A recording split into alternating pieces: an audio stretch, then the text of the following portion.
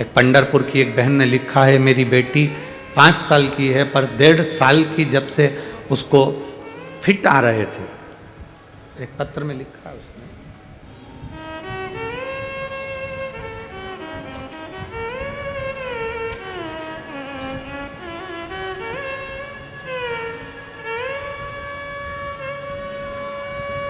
मेरा नाम राजलक्ष्मी अक्षय भुजंगे है।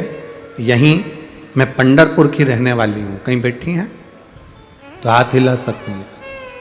मैं यहीं पंढरपुर की रहने वाली हूँ। कहीं हाथ हिलाएं अगर बैठी हो तो।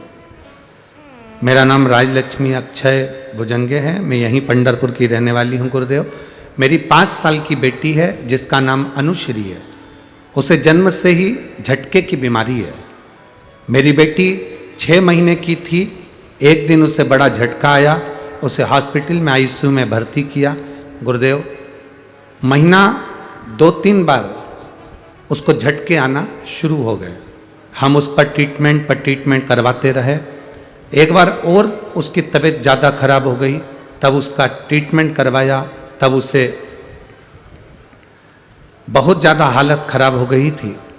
तब हमने उसको बेलपत्री और शंकर जी पे चढ़ा हुआ जल देना प्रारंभ करा।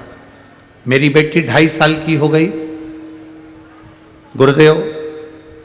उसको चलना नहीं आता था, बोल भी नहीं पाती थी, चल भी नहीं पाती थी। पर बाबा का मैं क्या गुणगान करूं गुरुदेव। एक हमारी पड़ोसन की आंटी जी बोली, तू 1 लोटा जल शिव जी को चढ़ाया कर और उस जल को बेटी को दिया कर।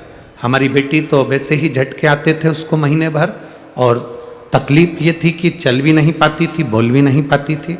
मैंने बगल वाली आंटी के कहने पर उसको पानी देना प्रारंभ करा।